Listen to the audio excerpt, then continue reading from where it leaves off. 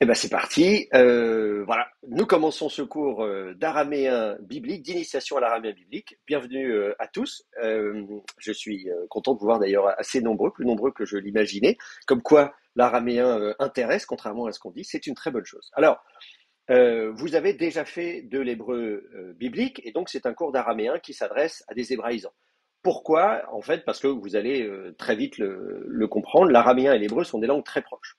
Je vous donne un petit exemple. Je vous avais mis sur BBB un texte à travailler, en demandant de le travailler en hébreu et on va le voir aussi en araméen. Je l'affiche tout de suite à l'écran. J'ai choisi Genèse 37. Hein, on aurait pu prendre autre chose, mais bon, c'est sympa voilà, comme histoire. C'est le cycle de Joseph. Et donc, vous voyez, vous avez ici sur la colonne de gauche le texte hébreu de la BHS. Voilà, vous avez voilà, Vaïshev, Yaakov, Beretz, Megoré, etc. Donc vous avez tout le texte en hébreu, et sur la colonne de droite, vous avez le texte en araméen. Alors la vocalisation que j'ai là sur mon écran n'est pas tout à fait la même que celle que je vous ai envoyée, c'est que je vous ai envoyé un peu plus complète. C'est plus facile pour vous, pour des débutants. Bon, enfin, vous voyez quand même que, voilà, dire, ah bah oui, tiens, j'ai le même chose. Oh, regardez, il y a Yaakov, c'est les mêmes consonnes, c'est les 22 mêmes consonnes, etc. Vous avez la conjonction coordination vav devant, voilà. Vous avez la préformante iode du verbe. Alors oui, vous me direz, ah là j'ai un shin et là j'ai un tav. Bon, très bien. Donc on a le verbe yashav en hébreu, yotav en araméen. Bon, on va expliquer pourquoi c'est pas la même consonne. Enfin, vous voyez, très vite, vous allez vous rendre compte qu'en fait, grosso modo, vous avez les mêmes mots-outils, vous avez bien sûr le même alphabet, vous avez même des conjugaisons qui sont très proches, beaucoup de vocabulaire qui est identique, la préposition bête aussi. En début, vous avez Be'eretz en hébreu, vous avez Ba'ar-A en araméen, etc., etc. Vous avez Av, le père. Alors, le suffixe n'est pas le même. Hein. Vous avez Aviv en hébreu, Avouhi en araméen, mais enfin, vous avez Av, donc le père Av, vous voyez, c'est formidable. Donc, vous avez, voilà, en regardant déjà deux, trois mots, vous avez déjà appris plein de mots en araméen, vous voyez. Donc, un démonstratif, vous avez Elle, Toldot, Yaakov, voici les générations de Jacob. Et là, vous avez Illen en araméen, vous voyez, Elle, Illen, c'est presque la même chose. Vous avez Toldat au lieu de Toldot. Enfin, voilà. Donc, vous voyez, c'est vraiment pas très compliqué. Donc, comme vous allez le voir, le fait de commencer l'araméen en ayant déjà appris l'hébreu, ça va vous permettre de gagner du temps. Et c'est mon but. Je vais structurer le cours en tenant compte de votre apport, de vos connaissances en hébreu. C'est pour ça aussi qu'on va commencer par faire une version araméenne d'un texte hébreu avant de passer à des compositions araméennes à proprement parler. Donc on commence par faire une traduction en araméen de quelque chose qui a été écrit en hébreu. C'est pas forcément comment dire le plus normal entre guillemets quand on apprend une langue. Hein. Si vous, je sais pas, si vous faites des cours d'anglais, on va peut-être pas commencer par vous faire étudier je sais pas, du Victor Hugo traduit en anglais. On va vous faire étudier du Shakespeare, vous voyez, un truc composé en anglais et pas un truc français traduit en anglais. Mais comme l'hébreu et l'araméen sont très proches, je choisis comme stratégie pédagogique de vous faire travailler d'abord sur donc une version araméenne, un targum, hein, on en parlera, mais donc voilà ce qu'on appelle un targum, une version araméenne de la Bible, avant de vous faire travailler sur des compositions araméennes à proprement parler. Voilà un petit peu pour l'accroche, la captatio de ce cours, et vous comprenez un petit peu ma méthode. Alors là, j'ai été un petit peu vite, j'ai montré des choses. Évidemment, je vais faire un petit peu de théorie quand même, rassurez-vous. On n'a que 12 heures, donc on va assez vite se frotter à des textes. Mais bon, il faut quand même un petit peu cadrer les choses. Et surtout, ce que je vais vous dire là va vous permettre de gagner du temps, justement, quand on va étudier l'araméen d'un peu plus près. Alors, d'abord, replacer. Alors, d'abord, peut-être dire pourquoi il y a un cours d'araméen dans une faculté de théologie protestante. Voilà, on peut étudier plein de langues anciennes, c'est formidable. Mais pourquoi ça a sa place dans une faculté de théologie? Parce que effectivement, on étudie la Bible et il y a des textes bibliques en araméen. Alors, il n'y en a pas beaucoup, mais il y a quand même effectivement des textes bibliques en araméen. Donc, à commencer par, donc vous avez Esdras. Dans le livre d'Esdras, chapitre 4, verset 8, vous avez une longue section qui va jusqu'au chapitre 6, verset 18. Donc vous avez toute une longue section dans le livre d'Esdras, puisque le livre d'Esdras, pour rappel, c'est donc un livre qui nous raconte le retour de l'exil à Babylone au 6e siècle avant notre ère. Les Judaïtes ont été exilés à Babylone par Nabuchodonosor, les Néo-Babyloniens. Ils y passent un demi-siècle, 70 ans si vous voulez le chiffre symbolique parfait, enfin on va dire à la louche un demi-siècle, et puis ils reviennent. Et donc il y a évidemment deux personnages centraux, Esdras et Néhémie, qui vont, l'un va être chargé, Esdras, de la restauration du culte et Néhémie de la réorganisation politique. Et donc, dans le livre d'Esdras, on veut reconstruire un sanctuaire, un temple, et donc il faut négocier avec le pouvoir en place. Ce ne sont plus les Néo-Babyloniens, ce sont les Perses. Et donc, c'est les conquêtes de Cyrus, évidemment, avec l'édit de Cyrus qui autorise le retour. Et donc, cette correspondance, elle va se faire en araméen. Alors, les Perses ne sont pas araméophones, donc c'est un peu bizarre de dire, tiens, pourquoi est-ce que dans la Bible, on va trouver des textes rédigés en araméen? Pourquoi est-ce que la correspondance se fait en araméen? Eh bien, parce que l'araméen, à cette époque-là, est choisi par l'Empire perse achéménide, comme étant la langue internationale.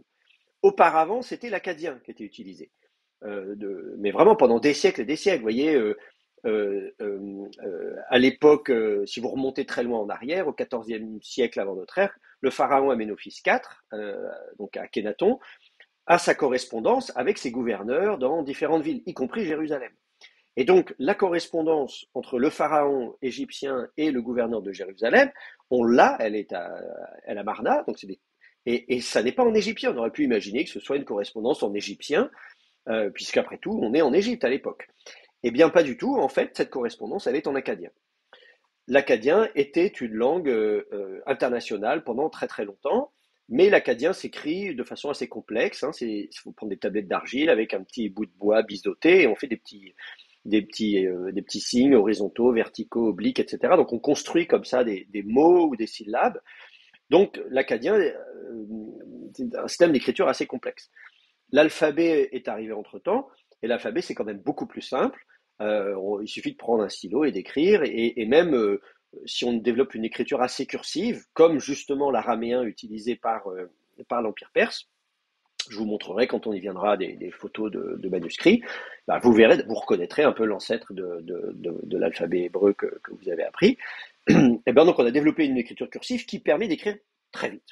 Et donc les Perses eux-mêmes ne parlaient pas akkadien, c'était pas leur langue, ne parlaient pas égyptien non plus, ils parlaient le perse, qui s'écrivait aussi avec une écriture cunéiforme, donc assez complexe, et ils se sont dit, on a un empire énorme à gérer, qui va donc de la Bactria, donc pratiquement la vallée de l'Indus, pratiquement jusqu'en Inde, et puis au sud de l'Égypte.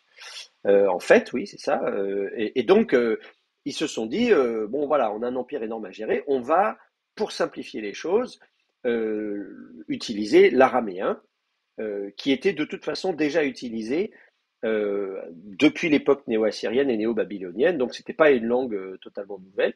Je vais vous montrer quand même une petite carte pour vous rafraîchir la mémoire, pour vous voyez un petit peu l'étendue de l'Empire perse.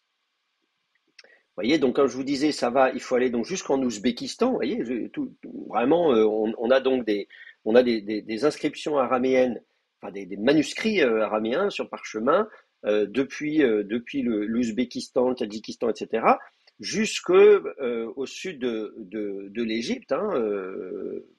Parce qu'à Éléphantine, par exemple, on a les fameux manuscrits d'Éléphantine qui présentent beaucoup de parallèles avec les textes bibliques. Donc on est vraiment au sud de l'Égypte. Donc vous imaginez l'empire énorme que les Perses donc vont gérer, et ils choisissent l'araméen. Et donc quand on va donc dialoguer, quand il va y avoir ce dialogue entre les Judéens et le gouvernement achéménide, eh bien ça va se faire en araméen. Donc vous allez avoir comme ça des chapitres dans le livre d'Esdras qui sont en araméen. Il y a une deuxième section ensuite de nouveau au chapitre 7, les versets 12 à 26 si j'ai bien noté, qui vont être en araméen. Un autre livre dans la Bible qui aura pas mal de sections en araméen, une grosse section centrale on va dire, c'est le livre de Daniel. Alors, le contexte est différent.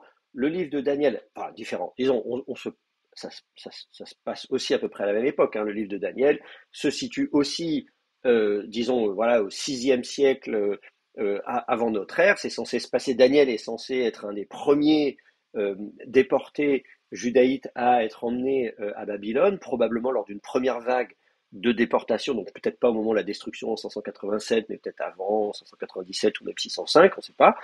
Voilà, et donc il se retrouve à grandir comme ça. Il va là-bas, comment dire, il est éduqué, il fait Sciences Po, l'ENA, enfin, vous voyez, il est appelé aux plus hautes fonctions administratives. Et donc, il va lui arriver tout un tas de mésaventures. Et donc, il y a un noyau du livre de Daniel, chapitre 2 à 7, grosso modo, qui sont en araméen, avec des récits intéressants. Il a des visions, il leur arrive des choses, etc. On alterne le côté narratif et le côté visionnaire. Et donc, le noyau du livre de Daniel est en araméen, une composition araméenne. Et ensuite, il y a des chapitres d'encadrement, un premier chapitre qui est en hébreu, et surtout une finale ensuite des derniers chapitres qui sont également en hébreu et qui sont postérieurs. Les derniers chapitres parlent, là, cette fois-ci, carrément de l'époque hellénistique, puisqu'on évoque l'arrivée d'Antiochos IV, Épiphane, la profanation du temple à Jérusalem en 167 avant notre ère. Donc voilà, on arrive un peu plus tardivement. Et donc, on va avoir un noyau, donc plusieurs chapitres du livre de Daniel. Donc, si vous voulez étudier les langues bibliques, si vous voulez pouvoir lire votre Bible dans le texte original, eh ben, il faut faire de l'araméen, il n'y a pas le choix. Alors en même temps, il n'y a pas grand-chose à se mettre sous la dent, donc il y a des langues, bon, beaucoup de gens se disent, je vais quand même pas faire l'effort d'apprendre une autre langue, déjà le grec c'est difficile, oh, l'hébreu c'est encore plus difficile, alors l'araméen certainement pas. Donc l'araméen n'est pas obligatoire. Donc vous n'êtes pas obligé de l'apprendre, mais je vois que vous êtes là, donc c'est bien, je prêche à des convaincus. Vous avez quand même vu que c'était intéressant d'utiliser l'araméen. Alors, tant que je fais mon petit inventaire, il faut que je vous dise quand même qu'il y a quelques petits, il y a quelques petites occurrences d'araméen dans la Bible que vous ne connaissez peut-être pas. Il y a Jérémie chapitre 10 verset 11. Je vais vous l'afficher à l'écran, là, que vous puissiez le voir quand même. Je le signale parce que c'est juste un seul verset. Le livre de Jérémie est en hébreu, hein, tout le livre de Jérémie est en hébreu, mais il y a un verset comme ça au chapitre 10 où voilà, faut regarder le contexte, hein, évidemment, le livre de Jérémie. Bon, Jérémie, ça se passe aussi à l'époque néo-babylonienne, à l'approche des armées de Nabuchodonosor. Le prophète Jérémie avertit le peuple, etc. Voilà. Et donc, bien sûr, on enjoint le peuple de ne pas céder à la tentation d'adopter la religion des ennemis et de ne pas devenir idolâtre, etc., etc. Et donc là, il y a un passage sur les idoles, c'est pas le seul, hein, mais en expliquant que finalement on fait des idoles, on les fait en bois, voilà, et donc voilà, et on va les enjoliver d'or, d'argent, etc. Mais qu'en fait tout ça, ce sont des statues qui sont inertes et qui ne sont pas Dieu. Et donc, voilà, le verset 9, les idoles ne sont qu'argent laminé, importé de Tarsis, etc. Mais le Seigneur Dieu est vérité, il est le Dieu vivant, voilà, donc on voit, c'est Yahvé, c'est lui le vrai Dieu.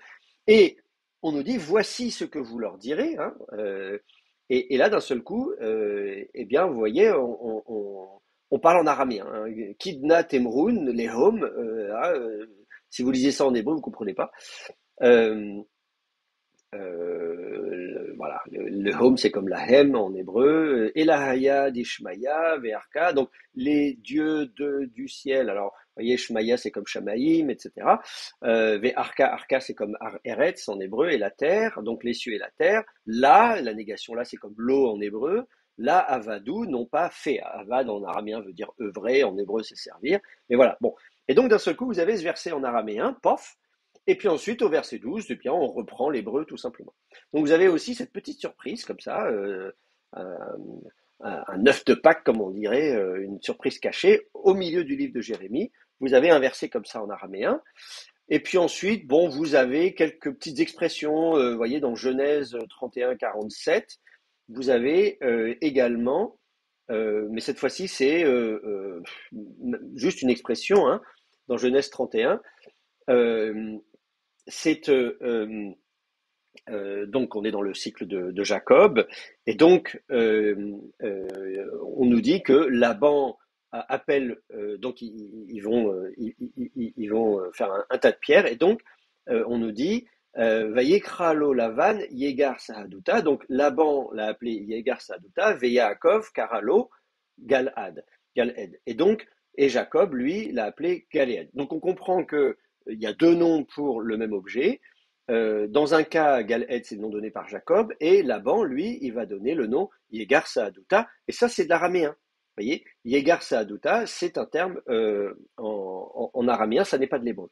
Donc de temps en temps, comme ça, vous avez comme ça un petit passage en araméen. Donc quand vous connaîtrez l'araméen, vous pourrez comme ça, dans des soirées en bonne compagnie, soirées mondaines, dire est-ce que tu savais qu'en voilà, en Genèse 31-47, il y avait une expression en araméen pour étaler votre science. Voilà. Donc voilà, il y a comme ça quelques petites expressions.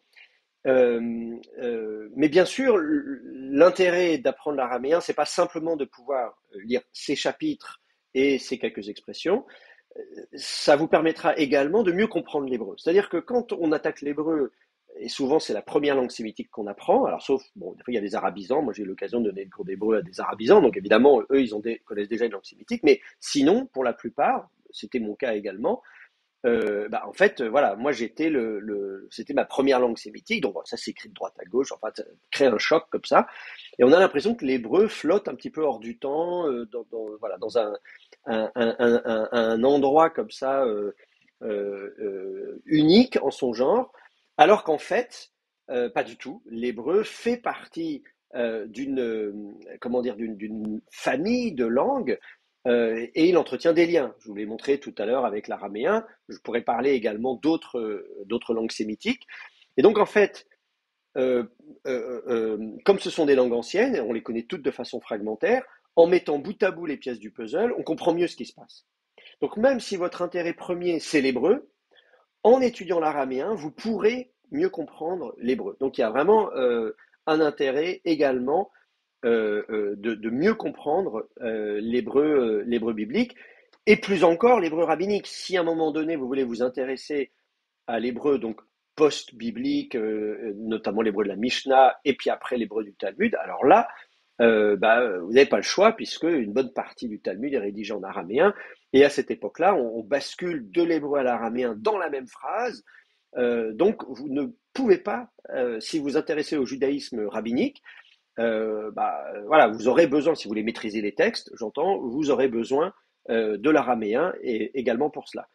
Et puis bien sûr, là j'en ai parlé, j'ai parlé du Targum, donc version donc en araméen de la Bible hébraïque. Ça vous permet d'accéder au Targum, de les étudier, donc en tant que témoin du texte. Témoin, alors sous forme de version, mais vous avez déjà vu que, par exemple, même pour l'étude de la Bible hébraïque, c'est bien d'aller regarder du côté du grec, la version grecque des Septante, etc. Ça vous permet de mieux comprendre le texte. De la même manière, travailler les Targums vous permettra de mieux comprendre le texte. Et puis de la même manière pour le Nouveau Testament, vous pourrez regarder du côté du syriaque.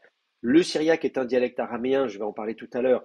C'est pas l'araméen qu'on va étudier là, nous on va étudier le judéo-araméen, mais ça reste de l'araméen quand même. Donc en fait, le jour où vous voudrez vous mettre au syriaque, ça se fait en quelques semaines, et donc vous pourrez étudier également les versions araméennes du Nouveau Testament, que ce soit le Diatessaron, qui est peut-être le plus intéressant, ou bien voilà, des versions du IIIe siècle, ou même la Pshita, donc qui arrive à la fin, enfin, même au IVe, Ve siècle.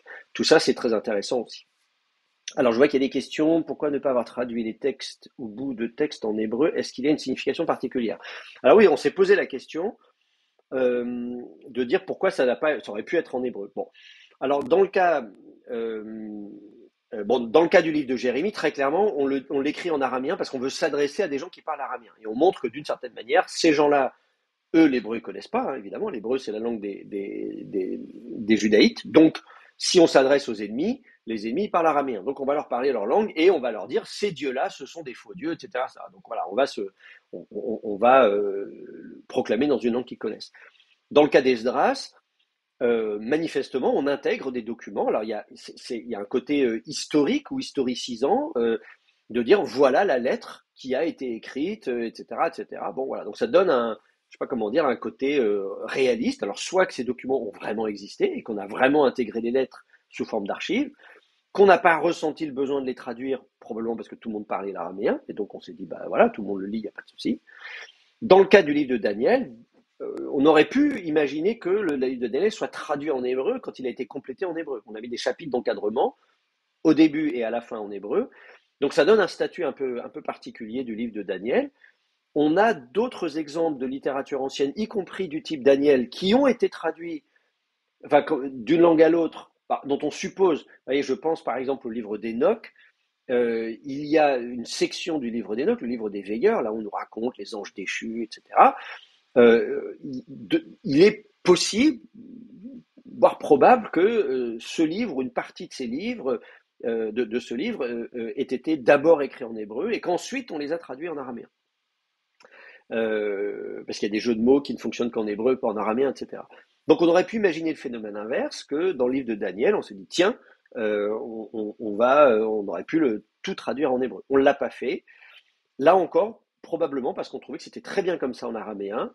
Et puis ce genre de littérature de type apocalyptique, on va dire, qu'on a dans Daniel, etc., se développe beaucoup en araméen à cette époque-là. Donc ça semble assez naturel, c'est un genre littéraire qui se prête bien, à l'araméen.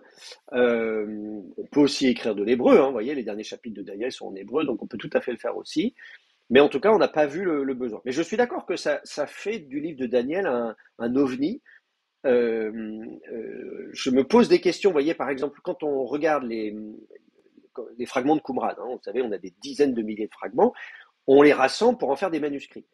Et donc, on rassemble des fragments écrits par le même scribe, on dit, tiens, ce fragment-là, ces fragments ont été écrits par un même scribe.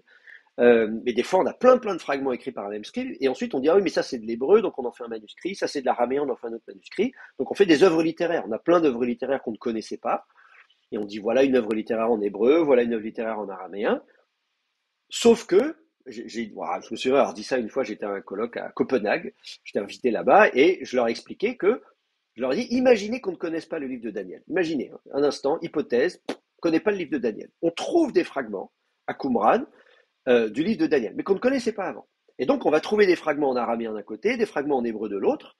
On les rassemblerait en faisant des œuvres littéraires différentes. Personne ne se dirait, tiens, mais en fait, ça appartient à la même œuvre littéraire. Donc, voilà, je suis d'accord que le passage d'une langue à l'autre est assez perturbant, pose question, mais j'ai pas la réponse. Voilà. Donc on pourra en parler un peu plus, en tout cas quand on aura éventuellement avancé un peu en araméen. Il y a aussi une question qui se pose du changement d'écriture, parce qu'en fait l'hébreu que vous avez appris, l'alphabet, j'entends hébreu que vous avez appris, en fait c'est la cursive araméenne. Donc c'est une écriture araméenne. Avant, on écrivait en hébreu. Il y a un vrai alphabet hébreu qu'on appelle aujourd'hui le paléo-hébreu, c'est-à-dire l'hébreu ancien, mais qui devrait s'appeler l'hébreu tout court en fait. Et cet alphabet hébreu, il a été abandonné à un moment. J'ai écrit un article là-dessus, j'ai fait un colloque, voilà, donc dans un bouquin que j'ai édité, j'ai fait un article où je parle de l'usage justement du paléo-hébreu, et j'ai daté le point de bascule vers le IIIe siècle avant notre ère. C'est-à-dire qu'à un moment donné, au IIIe siècle avant notre ère, on commence à abandonner l'écriture hébraïque pour adopter l'écriture araméenne, mais pour écrire des textes qui sont en langue hébraïque, voyez. Donc ça, voilà, qu'est-ce qui se passe au IIIe siècle avant notre ère? Et c'est intéressant parce que c'est précisément l'époque où on voit se développer le livre de Daniel, etc. Donc, je dois encore y réfléchir. J'écrirai certainement un article un jour, le jour où j'aurai la solution, évidemment, parce que moi je veux bien spéculer, mais ça n'intéresse personne, la spéculation. Enfin, si, je veux dire, il y a malheureusement beaucoup de théologiens dont les publications ne sont que des spéculations, mais moi, vous savez que j'essaie toujours de faire de la science et pas de la. Voilà, donc j'écrirai quelque chose quand j'aurai des données. Alors, mais en tout cas, voilà, on se retrouve avec cet araméen qui progresse, qui arrive petit à petit, qui prend de la place et qui va très vite supplanter l'hébreu. C'est-à-dire que au tournant de notre ère, même en Judée, tout le monde écrit en araméen, parle l'araméen. Les inscriptions qu'on a de l'époque sont en araméen. Les gens, quand je sais pas, dans la vie de tous les jours, ils écrivent en araméen. Voilà. Il n'y a guère que dans, comment dire, alors en Galilée, ça c'est sûr, Galilée, Samarie, etc., on a que de l'araméen. En Judée, autour de Jérusalem, on a encore un petit peu d'hébreu. Voilà, on a par exemple des papyrus de Bar Korva, donc dans les années 130 après Jésus-Christ, où bah voilà, on a sa correspondance, il écrit des lettres et il écrit en hébreu. Et il écrit dans un hébreu qui a un petit peu évolué, ce qui signifie que l'hébreu est resté une langue vivante. Je dis ça parce qu'à un moment donné, on a même dit que l'hébreu avait été une langue morte, en fait, hein, que l'hébreu était une langue morte et qu'il est resté langue morte et qu'il a été comme ça, artificiellement recréé. En fait, c'est faux. L'hébreu est resté une langue vivante, mais dans un tout petit rayon autour de Jérusalem et avec des contaminations de l'araméen. Et ça, on pourra en parler un peu plus quand justement vous connaîtrez un peu mieux l'araméen, on pourra voir ça d'un peu plus près. Mais c'est sûr qu'effectivement, l'hébreu est devenu une goutte d'eau dans un océan d'araméen. Vous voyez, si vous imaginez qu'on parle l'araméen, vous voyez, depuis l'Ouzbékistan jusqu'au sud de l'Égypte, et que vous cherchez Jérusalem, là, en cherchant bien, voilà, vous dites, voilà, l'hébreu est une goutte d'eau dans un océan d'araméen. Donc, évidemment, étudier l'araméen, ça vous permet aussi accessoirement, si vous vous intéressez à l'histoire de l'Orient ancien, de manière générale, pas juste à la Bible, mais à ce qui se passe dans les autres civilisations, là encore, l'araméen est tout simplement indispensable. Euh, voilà, voilà. Donc ça, c'est un petit peu la théorie, pour vous dire pourquoi c'est important d'étudier l'araméen. Euh, alors, je vais quand même faire un petit point sur la place de l'hébreu et de l'araméen ensemble dans le cadre plus large des langues sémitiques. Euh, vous avez vu que ce sont des langues proches, ce sont des langues sœurs, ce ne sont pas les seules langues sémitiques. Euh, euh, mais vous allez voir que l'hébreu et l'araméen sont relativement proches. Ce n'est pas non plus les langues les plus proches entre elles. Il y a plus proche de l'hébreu que l'araméen, par exemple. Mais enfin, c'est quand même relativement proche. Donc ça vous permettra d'avoir une bonne distance, de comparer à l'arabe aussi, et peut-être à d'autres langues sémitiques si ça vous intéresse. Je vais vous faire un petit arbre généalogique, enfin oui, si on veut, ou en tout cas un petit arbre.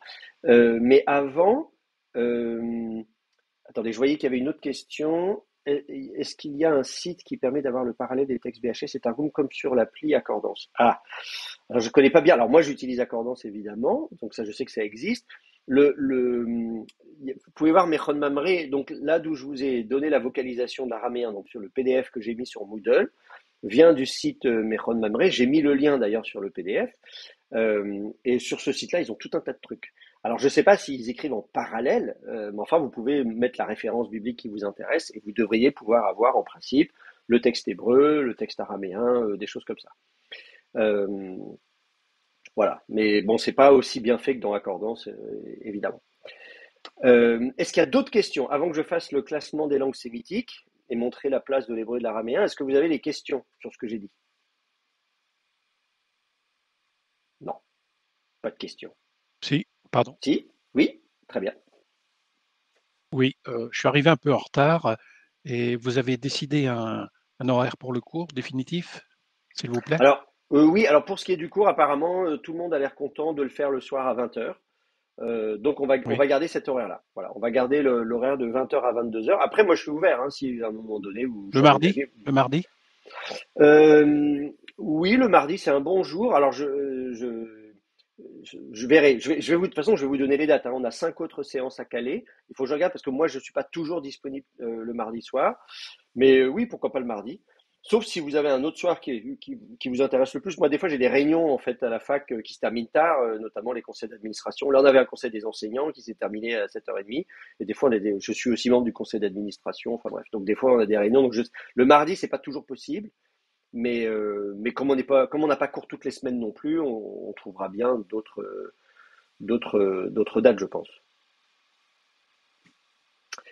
Euh, voilà. Sinon, sur ce que je viens de dire, ça va? C'est clair? Oui, Bon, oui. très bien. Alors, donc, je disais, un petit point donc, sur le classement des langues sémitiques. Vous avez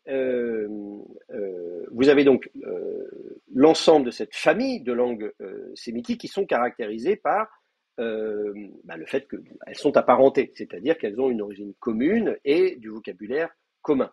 Donc, vous avez des racines identiques. Par exemple, si je prends euh, le, l'hébreu patar, que vous connaissez bien, ça le verbe patar, qui veut dire donc ouvrir. Alors, pardon, là j'écris en grec, c'est pas une... Voilà, avec le R, ce serait mieux tant qu'à faire. Mince, comme ça, voilà. Si vous prenez le verbe patar, donc en hébreu, en fait, vous allez retrouver la même racine dans toutes les langues sémitiques. Par exemple, en araméen, vous allez avoir la même racine, P, Tav et Chet. Bon, en araméen, c'est vraiment facile parce que vous avez la même écriture. En syriaque, qui est un dialecte araméen, vous allez avoir à peu près la même chose. Alors, il y a un alphabet syriaque différent, mais je vais le mettre en translittération. Ce sera plus simple. Donc, Tar, mais les consonnes sont les mêmes, hein, P, Tav et Chet. En arabe, qui est une autre langue sémitique connue, vous allez avoir Fataha. Euh, et d'ailleurs, le terme Fataha, vous savez, le A, le petit diacritique A, etc. Donc, alors la différence, c'est qu'effectivement, le P s'écrit F en arabe. Hein, la consonne P, le phonème P, est tout le temps fricatif en arabe. Voilà, il n'y a pas de son P.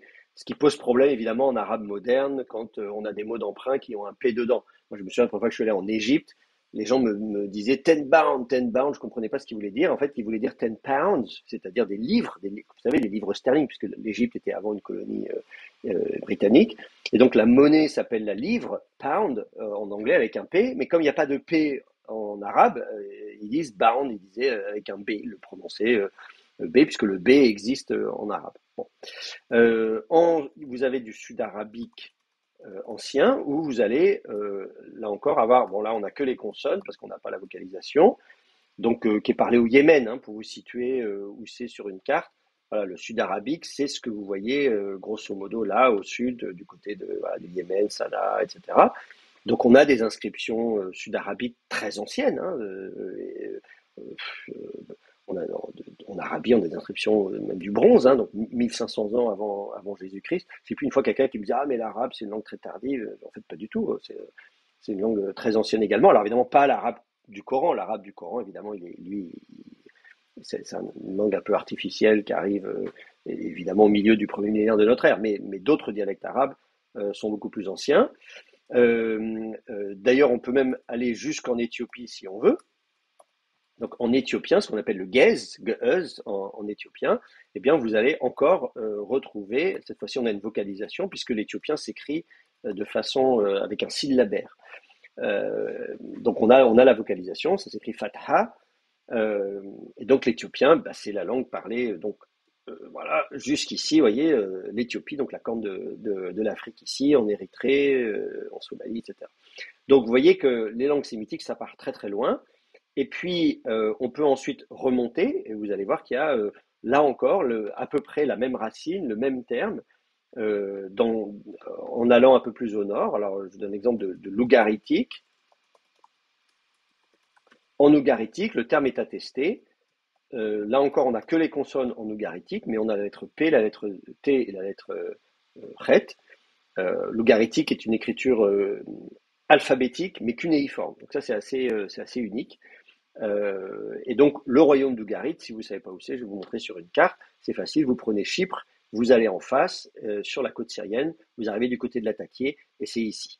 Voilà. Donc, Ougarit était un royaume du bronze récent, on va dire voilà, vers 1200, 1300 avant notre ère. Et la langue ougaritique est une langue sémitique qui présente pas mal d'affinités avec donc l'hébreu, l'araméen, l'arabe, etc. Et puis, bien sûr, on va mentionner l'acadien, dont je vous ai déjà parlé, qui est donc la langue parlée. L'acadien, normalement, c'est l'empire d'Agadé, hein, donc c'était en Mésopotamie. On va dire, grosso modo, l'acadien, c'est la langue parlée en Mésopotamie, entre le Tigre et l'Euphrate. On va distinguer souvent la haute Mésopotamie, le royaume d'Achour, donc la Syrie. On va parler du dialecte assyrien. Et puis sinon, au sud, on va parler de la Babylonie. Et donc, on va parler d'acadien babylonien. Il y a des différences dialectales, mais grosso modo, l'ensemble, on appelle ça l'acadien.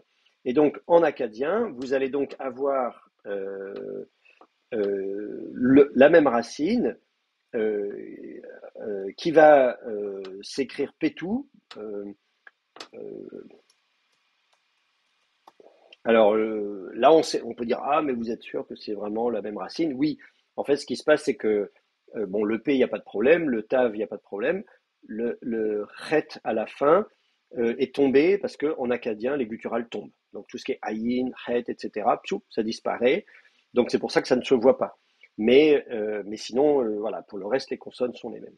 Donc vous voyez, vous allez vous balader comme ça dans toutes ces régions-là et vous allez retrouver des mots de vocabulaire euh, des conjugaisons qui sont à peu près similaires dans toutes ces langues-là. Voilà, avec l'idée d'avoir des conjugaisons à préformantes, avec un iode comme préformante, etc. Vous voyez donc vous allez retrouver un peu tout ce système-là. Donc on s'est rendu compte quand même assez vite, évidemment, que ces langues faisaient partie de la même famille. Alors après, le travail de systématisation, ça date du 19e siècle.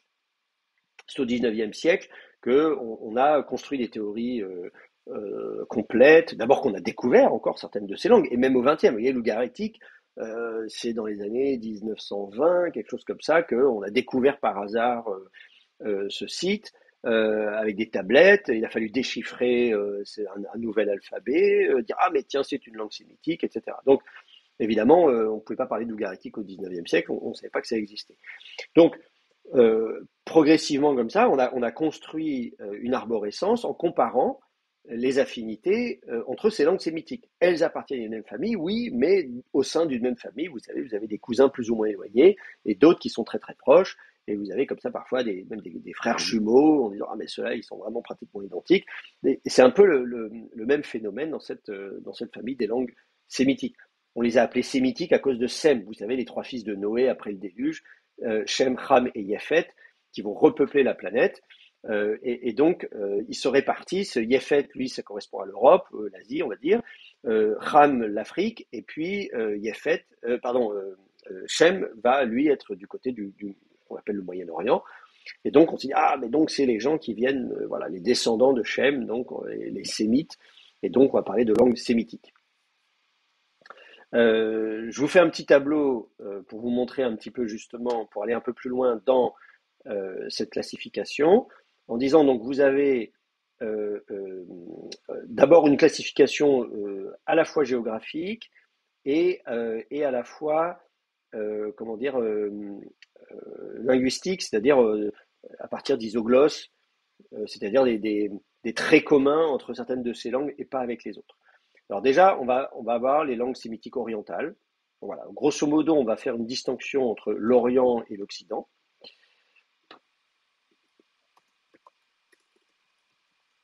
Donc les langues sémitiques, je me mettre en tête quand même langue sémitique.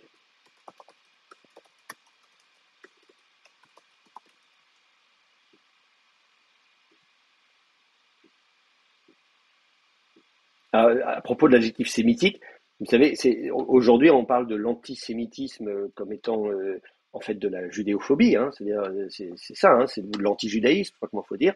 Euh, euh, la raison pour laquelle on parle d'antisémitisme au lieu d'antijudaïsme, c'est en fait, je me suis penché là-dessus, ça arrive en fait à la fin du 19e siècle. Précisément à l'époque où on s'est doté de cette nomenclature, qu'on a parlé de langue sémitique, de population sémite, etc. Donc on avait cette nomenclature en utilisant Shem, le fils de Noé.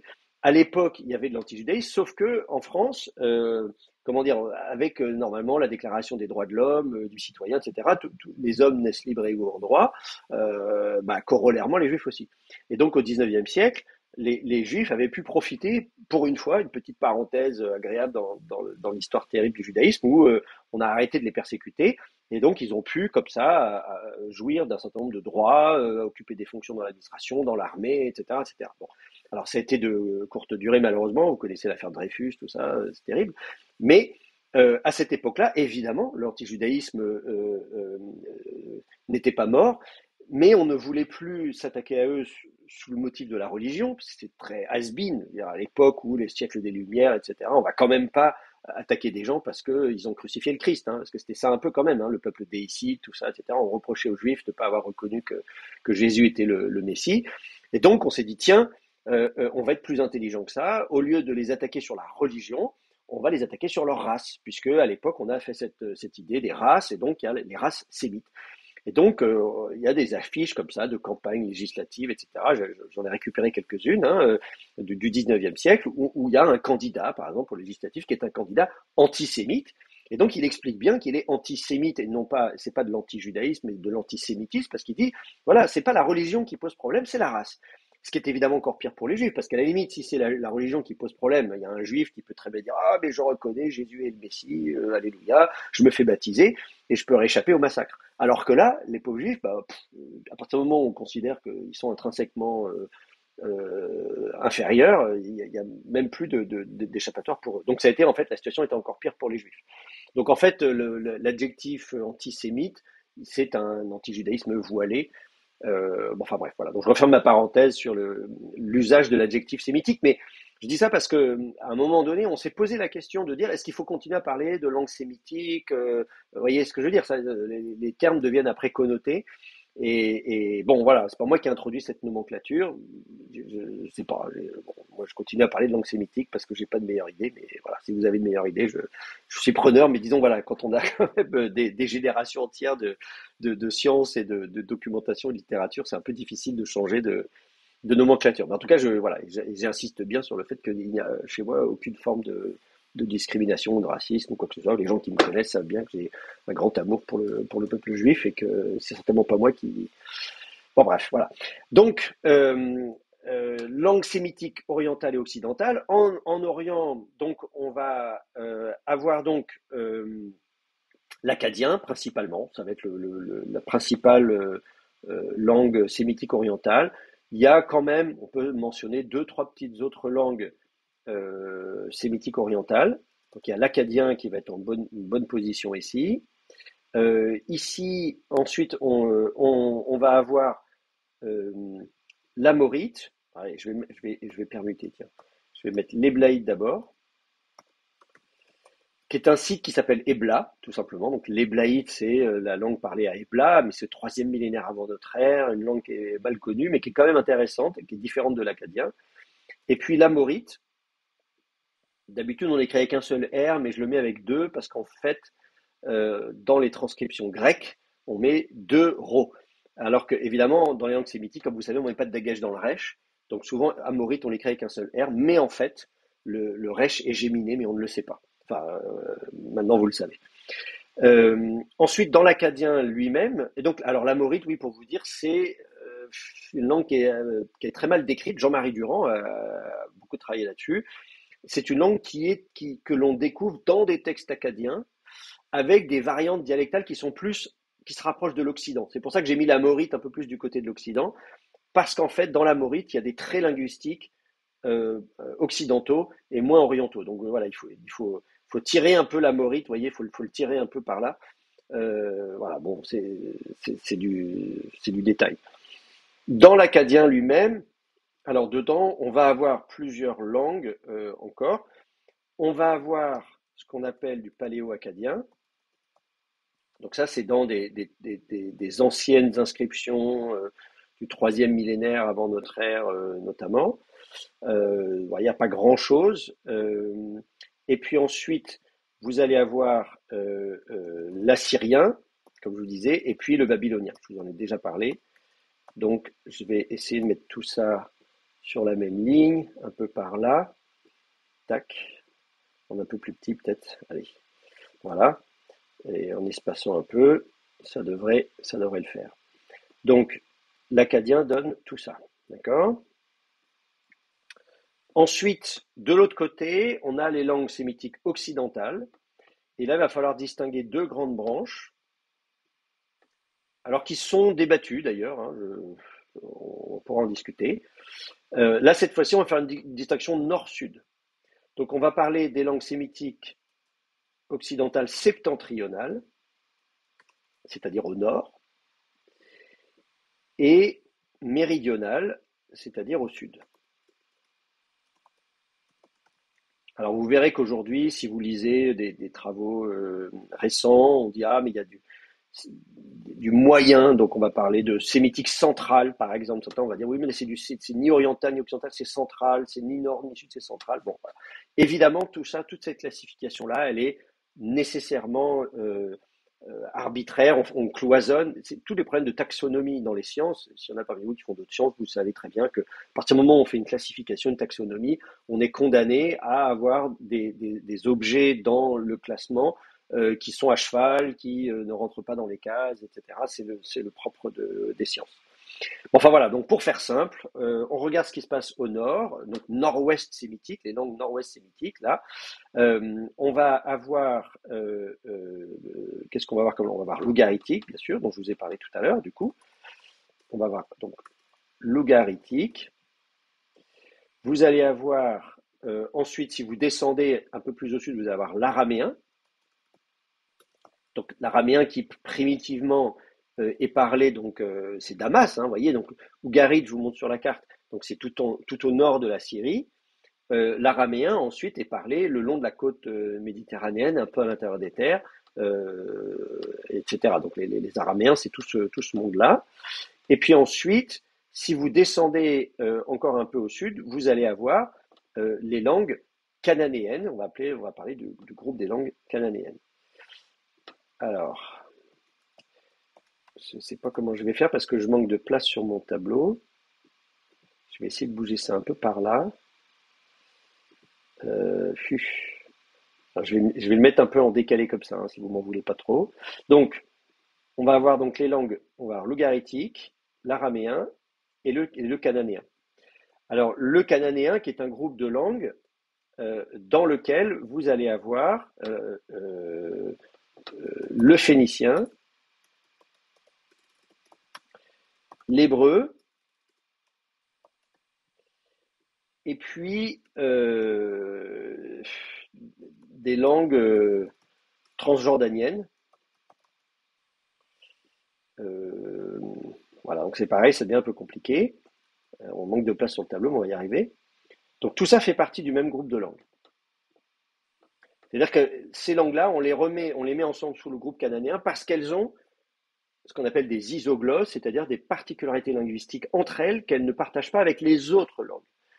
Par exemple, un A long primitif, en proto-sémitique, on va dire, voilà, va devenir un O dans les langues cananéennes. Donc ça, c'est un phénomène qu'on observera à la fois en phénicien, en hébreu et dans les dialectes transjordaniens. Je ne vous ai pas dit ce qu'il y avait dedans. Donc les dialectes transjordaniens, c'est donc ammonite, moabite et édomite. Je vais vous montrer, je vais mettre ça en plus petit. Je vais vous montrer sur la carte où c'est. En fait, donc, de l'autre côté, donc c'est des populations qu'on connaît par la Bible essentiellement, et aussi en épigraphie, du coup. Donc, grosso modo, donc là, vous avez le Jourdain, évidemment, et donc du côté transjordanien, vous allez avoir, donc ça correspond à la Jordanie actuelle, vous allez avoir l'Ammonite, avec la capitale Amman, hein, Ammon à l'époque de la Bible. Ensuite, un peu plus au sud, vous allez avoir le royaume de Moab, qui correspond grosso modo à la mer Morte, donc aux rives orientales de la mer Morte. Vous voyez, Madaba, par exemple, était en royaume de Moab à l'époque. Et puis ensuite, les Édomites, qui eux sont au sud de la mer Morte. Alors évidemment, là, il n'y a plus de fleuve qui coule, donc les frontières ne sont pas très précises, hein, on va dire au sud, entre la mer Morte et le golfe d'Aqaba. Vous allez avoir les Édomites qui sont là. Et donc, ces populations-là avaient aussi une langue, mais qui est extrêmement proche, d'abord, ces langues sont proches entre elles, et proches de l'hébreu. Donc voilà, on les regroupe souvent comme ça, sous le dialecte transjordanien. Mais là encore, vous avez des exceptions, vous avez des choses, on ne sait pas bien la classification, on ne sait pas, les Derala par exemple, les inscriptions arabiennes de Derala, où vous avez les prophéties de Balaam, fils de Béor, etc. Il y a des articles entiers, des livres entiers qui ont été écrits pour essayer de savoir est-ce que c'est de l'araméen, de l'hébreu, de l'ammonite, de ce qu'on veut. Enfin bref, bon, on en parlera si vous voulez, mais voilà, il y a évidemment d'autres langues. C'est comme si quelqu'un s'amusait à distinguer vous voyez, les différents dialectes en Alsace. Bon, voilà, on peut, hein, mais je veux dire, c'est voilà, on est oui, mais ici on dit ça, mais ici on dit ça aussi, mais on dit les choses un peu différemment. On peut rentrer très finement, mais voilà, on se rend bien compte qu'on a quand même affaire à des langues qui sont très proches. Et puis donc, les langues méridionales, ici, vous allez avoir Donc là, pour le coup, méridional, c'est-à-dire qu'on va descendre évidemment au sud. Et au sud, qu'est-ce qu'on a?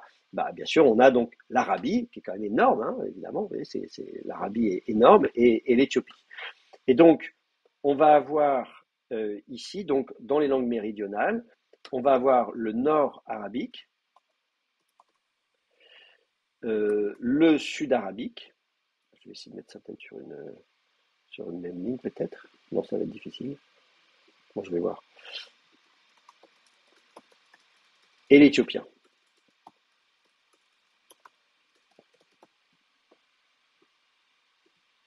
Je vais mettre des flèches. Donc nord arabique, sud arabique et éthiopien. Oui, c'est un peu moche, il faudrait. Comment je vais faire? Bon, je vais essayer de décaler un peu mon truc là, comme ça.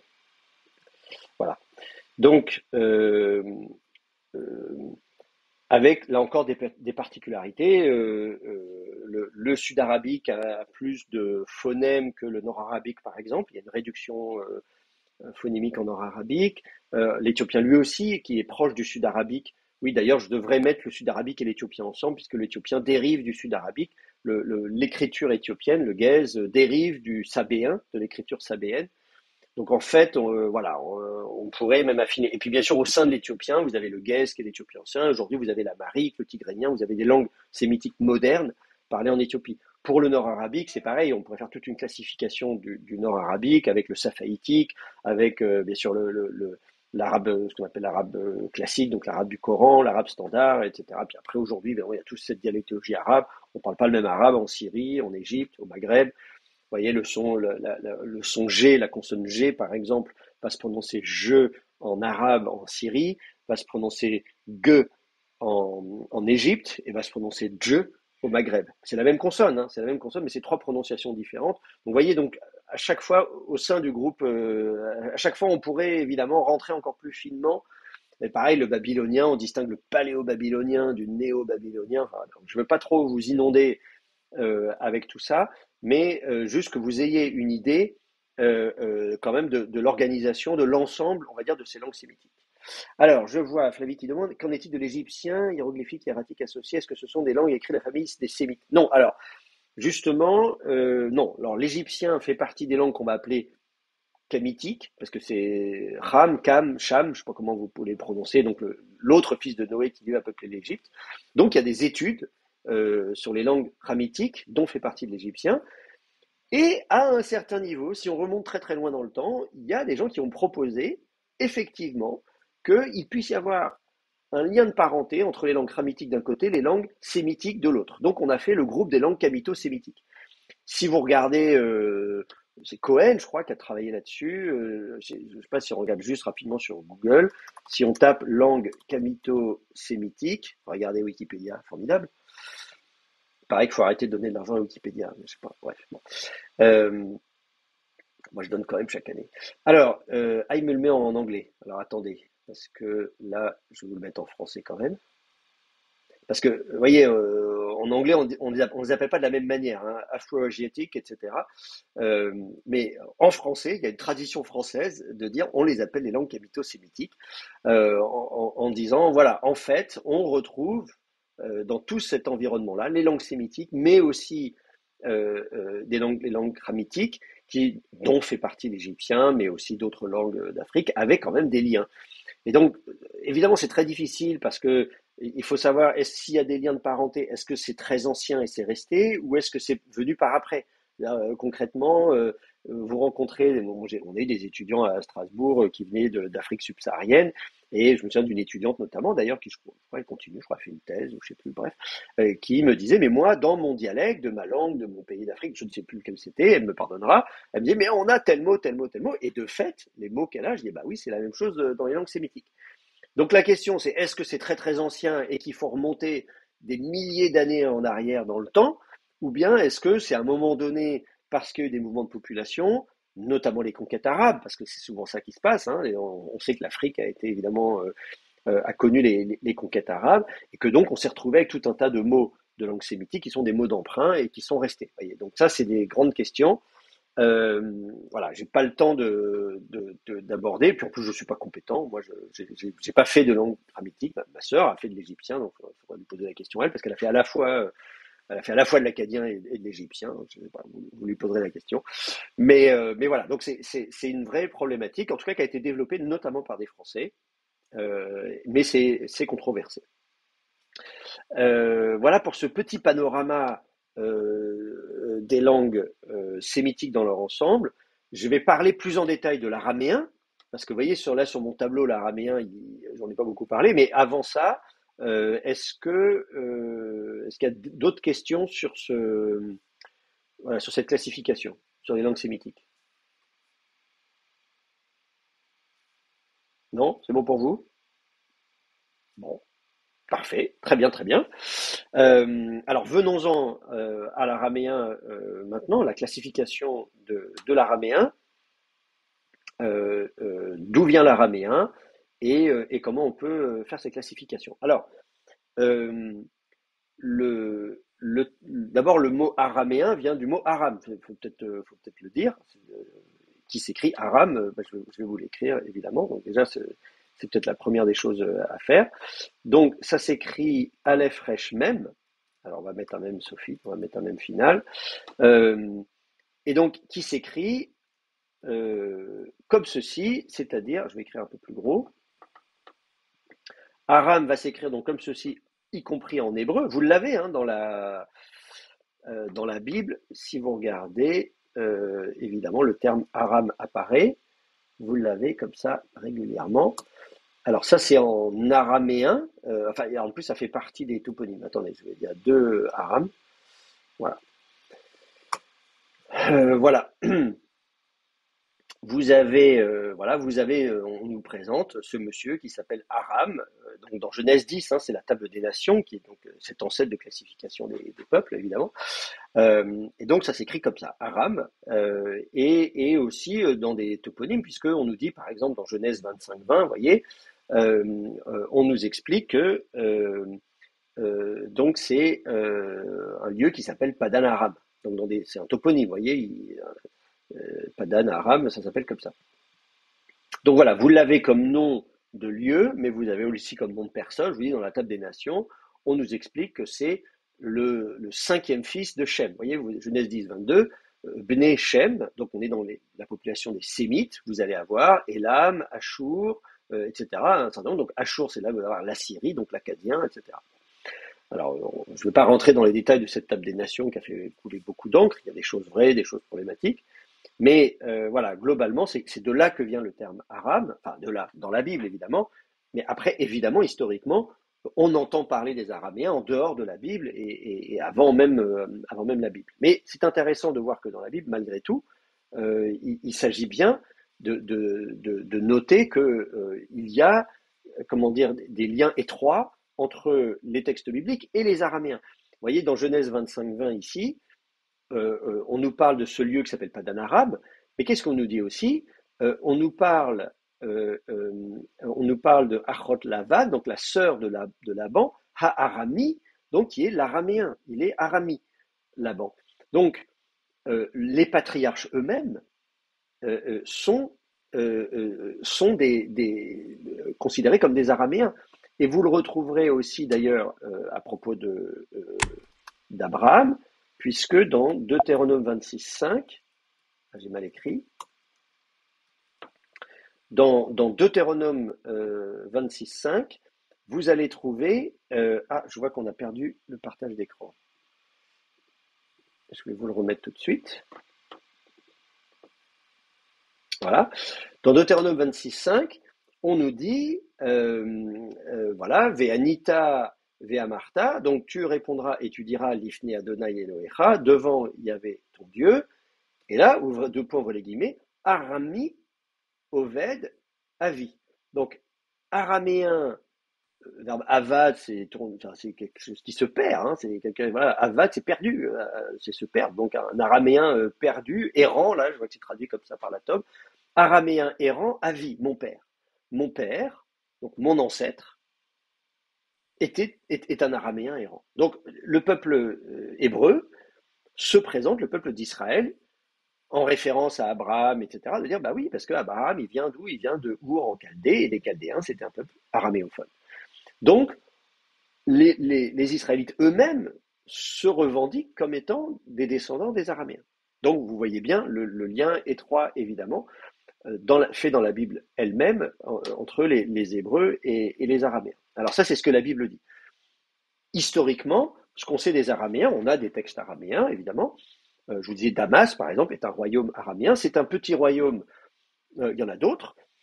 On en a un peu plus haut, au nord de l'Euphrate, donc en Syrie, grosso modo.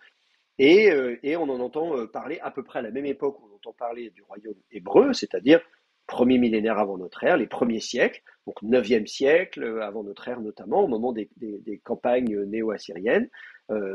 Ils font des coalitions.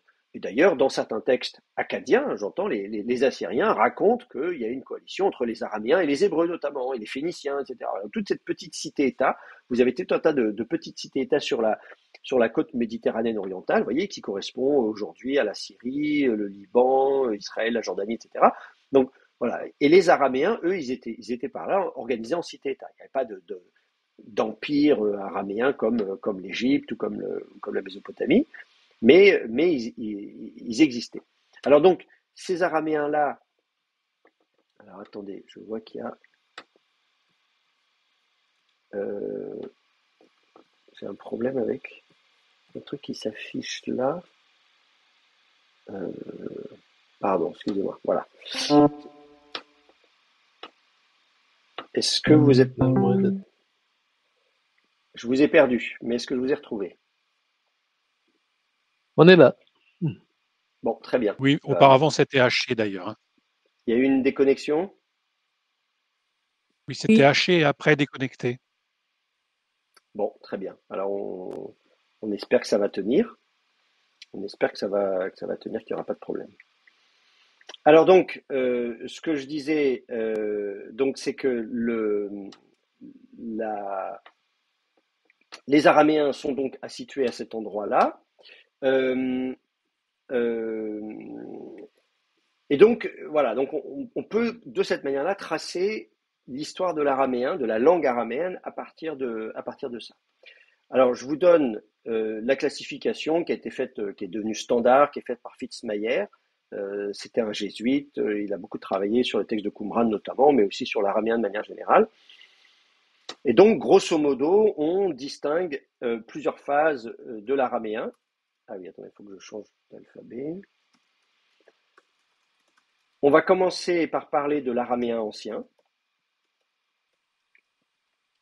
On va dire, voilà, vers 925 avant notre ère à 700. Donc c'est au début où on commence à avoir les premières occurrences en araméen. On a des textes du Xe siècle avant notre ère qui sont dans certains dialectes araméens.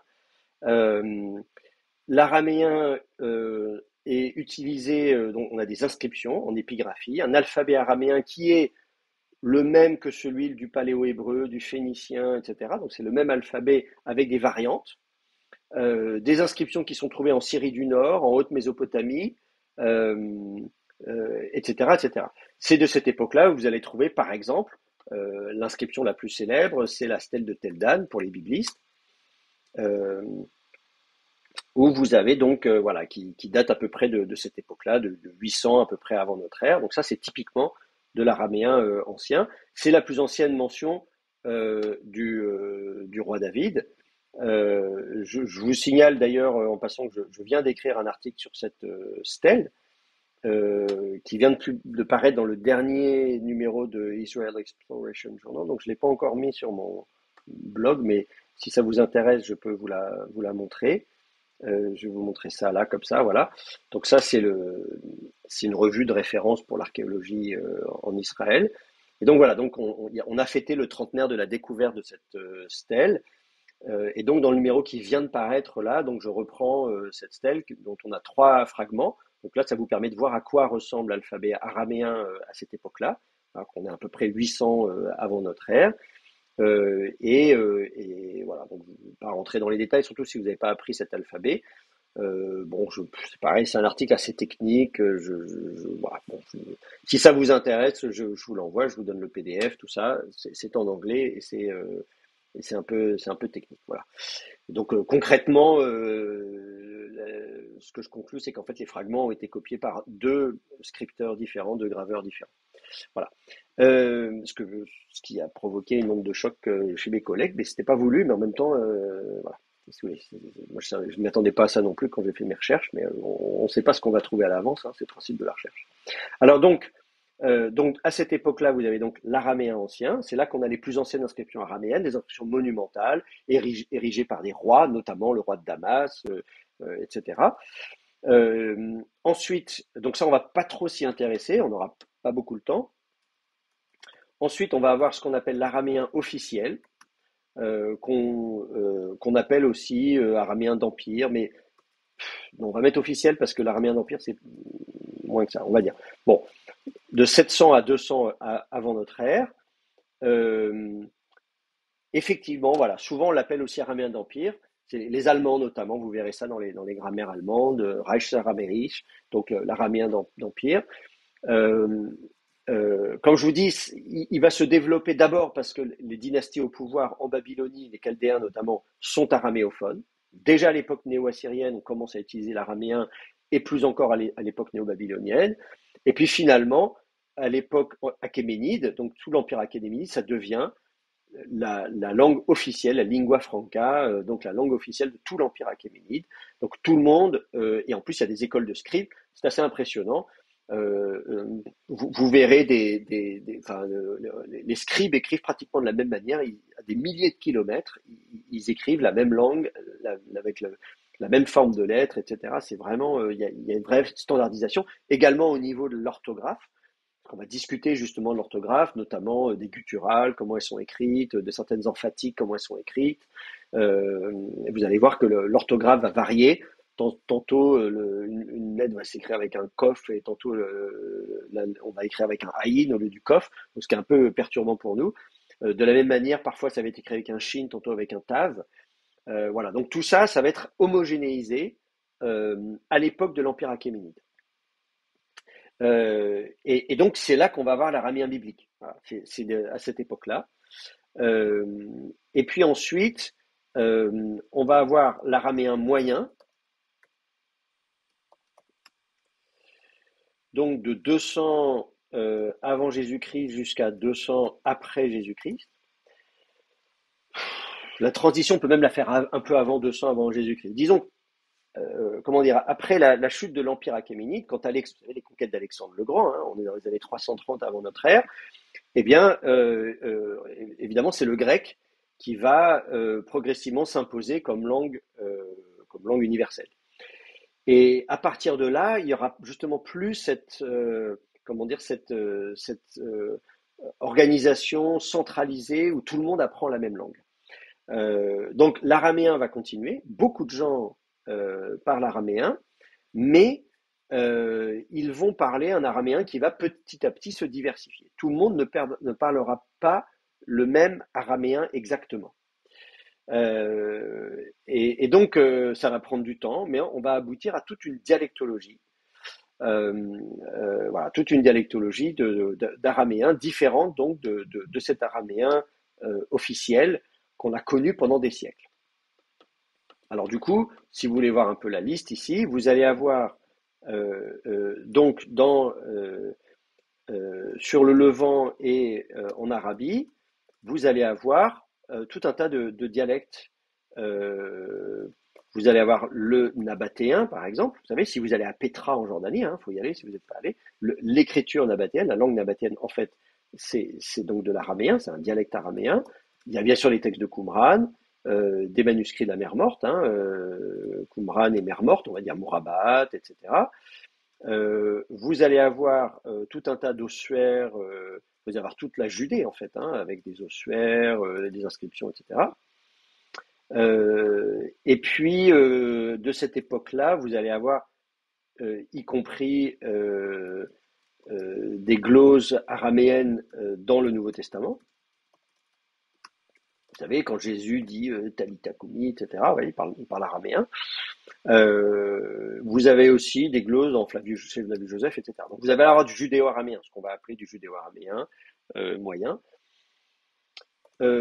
Si vous allez faire un tour du côté de la Syrie et de la Mésopotamie, vous allez avoir, là encore, plusieurs dialectes araméens qui vont se développer à la même époque. Euh, je vais essayer si je pouvais tout mettre sur une. Ouais, ce serait pas mal. Voilà, si j'arrive à mettre tout ça comme ça. Hop. En Syrie et en Mésopotamie, donc vous allez avoir du palmyrénien. Donc c'est le royaume de Palmyre, hein, la ville de Palmyre, etc. Donc les inscriptions palmyréniennes qui sont très belles. Vous avez souvent, vous savez, ces beaux bustes là avec des inscriptions sur les côtés. C'est donc du palmyrénien. Vous avez le royaume d'Édesse aussi. C'est là que vous allez avoir le fameux Syriaque. Je parlais tout à l'heure du Syriaque. En fait, c'est le royaume d'Édesse.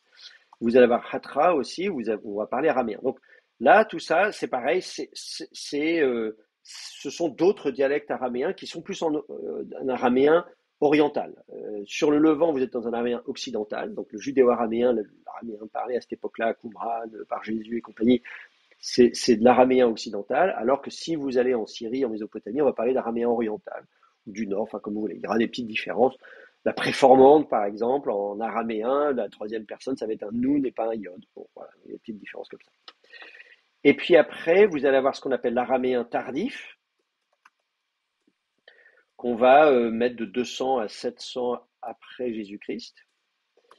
Là, c'est des textes religieux. Là, évidemment, il y a une abondante littérature parce que vous allez constituer des grands corpus littéraires du judaïsme, hein, donc toute la littérature rabbinique, évidemment, comme je le disais, le Talmud, etc., des Midrashim, enfin, vous avez tout un tas de littérature rabbinique, donc du judéo-araméen de cette époque-là, mais alors qui va être parfois occidentale et orientale, et puis également à la même époque chez les chrétiens, toute la littérature syriaque, etc.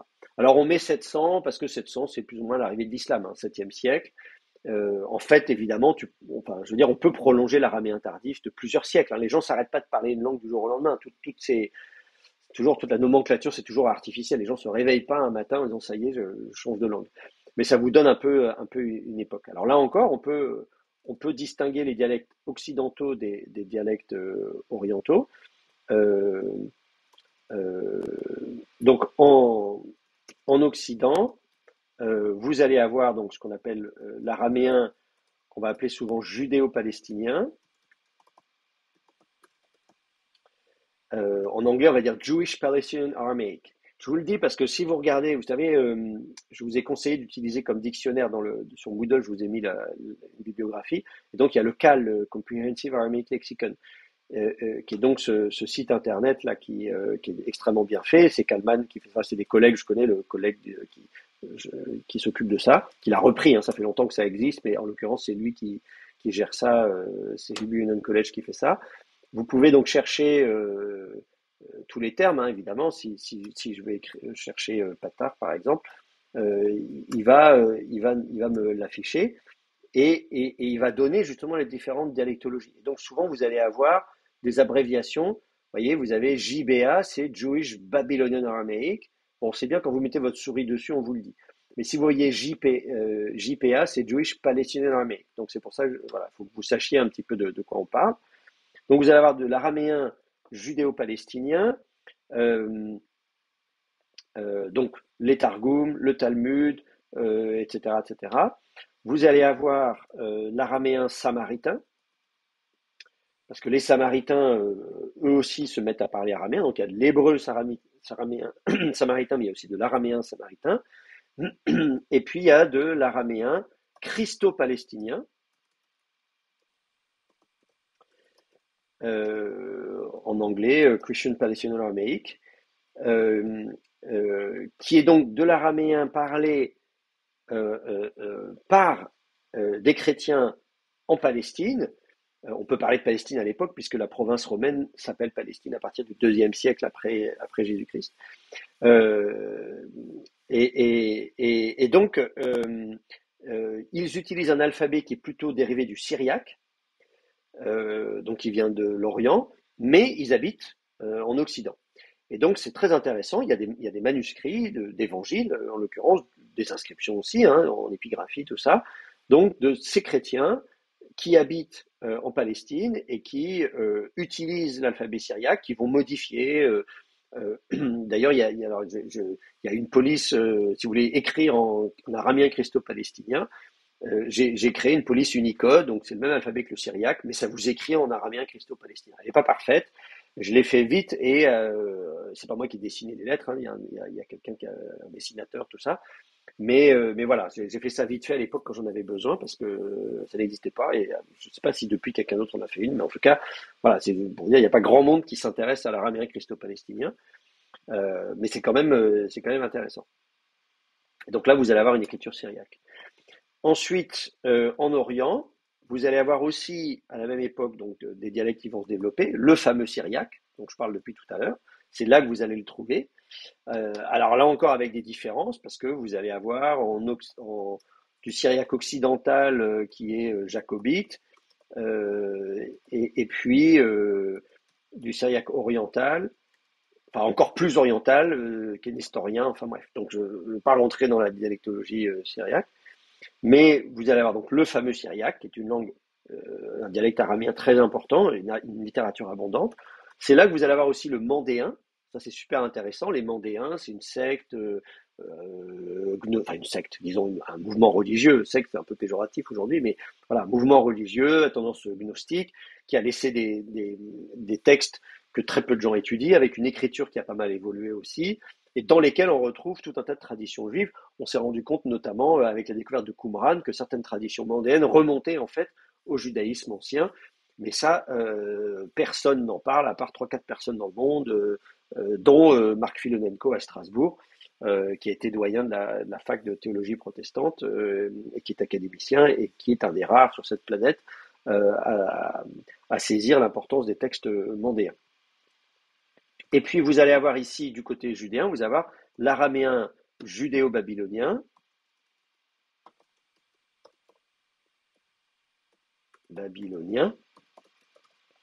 parce que là encore, dans le Talmud, en fait, une bonne partie du Talmud et de la littérature rabbinique, des Targums, etc., vont être développés non pas en Palestine, mais à Babylone. Et donc avec des influences, là encore, de linguistiques.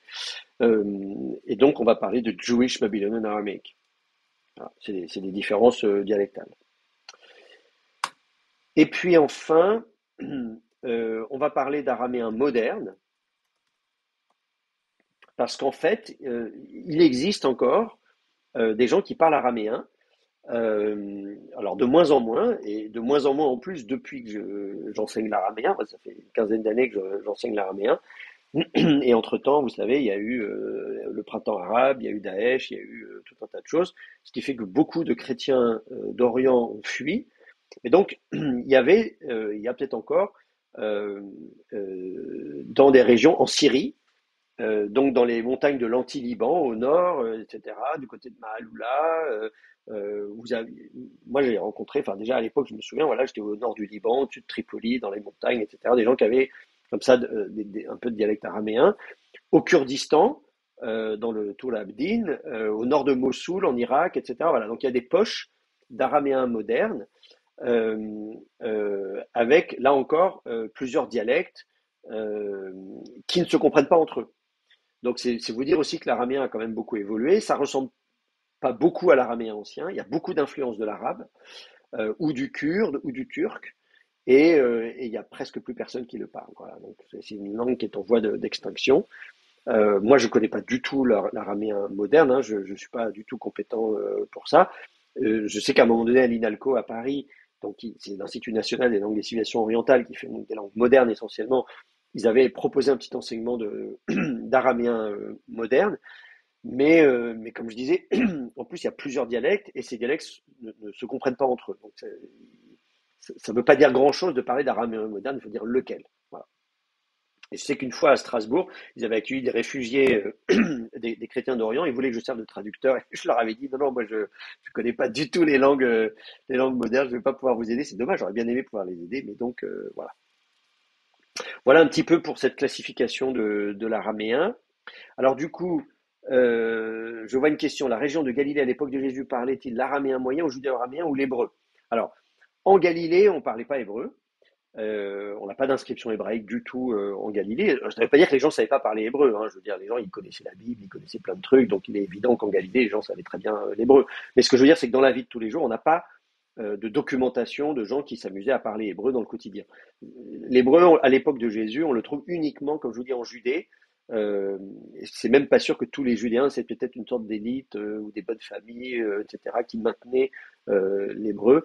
Voilà, je ne sais pas combien de personnes concrètement à l'époque de Jésus savaient l'hébreu, quelques centaines, peut-être quelques milliers, mais pas beaucoup plus, alors que tout le monde ailleurs parlait araméen. Donc en Galilée, à l'époque de Jésus, on parle araméen. L'araméen qu'on parle, c'est l'araméen moyen, c'est la phase chronologique de l'araméen qu'on appelle l'araméen moyen, et plus précisément, c'est du judéo-araméen, c'est l'araméen parlé en Judée. Mais il y a aussi du judéo-araméen plus tard, vous voyez. Euh, euh, D'ailleurs, effectivement, si je reprends le site, voyez, ici on va vous mettre Late Jewish Literary Aramaic. Voyez, on va vous dire attention parce que au Moyen Âge, la langue va continuer à évoluer. Donc voilà, si on rentre assez finement dans la dialectologie, voilà, parler de judéo-araméen moyen, encore, voilà, l'araméen de Qumran n'est pas le même que l'araméen qui était parlé que l'araméen qu'on va trouver dans les Targums 500 ou 600 ans plus tard. Bon, enfin, ça vous donne un peu comme ça une idée de la dialectologie araméenne. Est-ce que vous avez des questions là-dessus?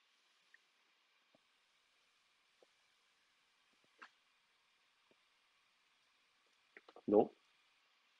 Bon, alors, ou bien je suis un prof extraordinaire, ou bien je vous ai perdu.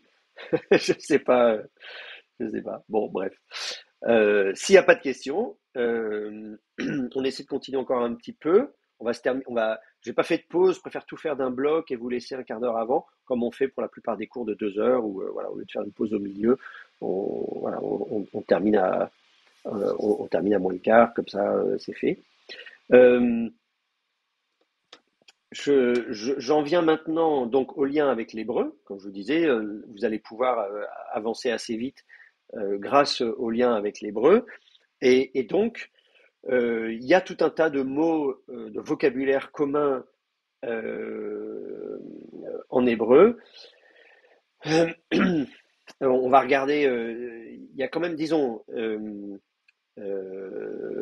des petites différences, disons, on va dire, voilà. Donc il y a beaucoup de choses en commun, des prépositions, des noms, voilà, comme on a vu tout à l'heure, Av, le père, je pourrais dire Baït, la maison, etc., Meler, le roi, etc. Voilà, vous allez trouver plein de mots en commun, donc ça c'est formidable. Euh, les règles de vocalisation massorétique s'appliquent, puisque les massorètes eux-mêmes parlaient araméen en fait, hein, les massorètes, tout le vocabulaire massorétique, c'est le vocabulaire araméen en fait. Donc vous allez avoir, vous savez, l'histoire des gars de Képhat qui sont occlusives, si elles sont pas précédées d'un élément vocalique, sinon elles sont fricatives, etc., etc. La vocalisation de la conjonction vav qui a un cheval, sauf que si elle est devant un ratef, elle prend la couleur. Devant un yod, vocalisé cheval, elle est vocalisée, on vocalise ensemble vie. Devant une boumaf, donc devant une bilabiale, elle est vocalisée ou. Tout ça c'est pareil, donc ça va être formidable pour vous. J'ai pas besoin de vous réexpliquer tout ça. Euh, Ce qui est intéressant là, dans les quelques minutes qui nous restent, c'est d'observer les différences entre l'hébreu et l'araméen. Alors, euh, d'un point de vue linguistique, la différence majeure, je vais peut-être faire un nouvel, voilà.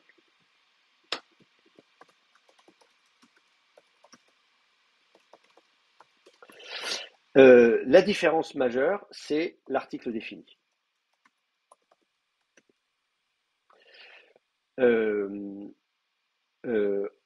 En hébreu, vous avez le préfixe he, vous avez la lettre he qui sert de préfixe. En araméen, pardon, vous avez un suffixe aleph. Donc ça, je vais vous dire franchement, hein, quand on tombe sur des inscriptions fragmentaires ou des petits, voilà, des petits fragments, des petits machins, un des premiers trucs qu'on regarde, c'est de dire est-ce que l'article défini, il est préposé, c'est-à-dire c'est un he devant le mot, ou bien est-ce qu'il est postposé, c'est un suffixe. Alors je mets aleph ou, je précise, ou, mince, ou hé. Ça, ça vous complique un peu la vie, mais malheureusement, puisqu'on me posait la question sur l'araméen galiléen. Figurez-vous que par exemple en araméen galiléen et en araméen samaritain aussi d'ailleurs, l'article défini, ça va être, on va l'écrire avec un hé au lieu d'un lef, à la fin du mot. Bon, voilà. Donc ça, c'est une différence majeure. La deuxième chose qu'on regarde, c'est qu'il y a effectivement, dans des inscriptions anciennes, notamment celles qui ne sont pas vocalisées, on va regarder du vocabulaire distinctif. Il y a beaucoup de mots en commun, mais il y a quand même des différences de vocabulaire. Une des différences qu'on regarde le plus, je vous donne des petites astuces, hein, comme ça, je vous dis comme un magicien qui dévoile ses cartes, c'est le terme fils. En hébreu se dit ben, alors je vais vocaliser du coup, ben, voilà.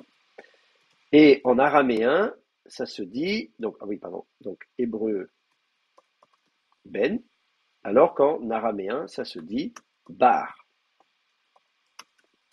Bah, c'est fils, voilà. Donc, vous savez, on a évidemment beaucoup d'inscriptions qu'on a en épigraphie quand on fait des fouilles. Il y a beaucoup de matériel funéraire, ou bien, euh, comment dire, ou des inscriptions dédicatoires, etc. Voilà, il y a des gens qui sont mentionnés. Donc, il y a souvent un tel fils d'un tel. Bon. Et donc, si c'est un tel ben un tel, bon, très bien, c'est de l'hébreu. Si c'est un tel bar un tel, c'est de l'araméen. Alors, je veux dire, franchement, ça pose problème quand on est en Judée, parce qu'évidemment, à Jérusalem, même si les gens ils parlent araméen, ils peuvent garder l'idée de s'appeler un tel ben quelque chose, ouais, donc c'est, ou bar quelque chose, enfin bref, voilà. Donc c'est, enfin quand même, voilà. Donc ça, c'est un élément qu'on regarde en premier. Ah, je vois que Gabriel a une question. Est-ce que la position postposée de l'article n'est-elle pas appelée emphatique ou est-ce exagéré? Ah oui, alors, j'y viens, effectivement, Gabriel a raison. Cet article défini qui est postposé, on va l'appeler, on va distinguer trois états en araméen, état normal, état construit et état emphatique ou état déterminé. Emphatique, c'est un petit peu exagéré, mais là encore, effectivement, vous le trouverez dans certaines grammaires. J'en suis pas encore là. On regardera ça ensemble. Mais effectivement, pour répondre rapidement à Gabriel, c'est bien de ça dont je vous parle, effectivement. Mais dites-vous que c'est la façon de définir le terme. Hein. L'article défini sert à ça. Il n'y a pas toutes les langues sémitiques qui ont un article défini. Moi, je sais pas, en ougaritique, par exemple, ça n'existe. Il n'y a pas d'article défini, ni avant, ni après. Voilà, il y a des langues sémitiques qui n'en ont pas.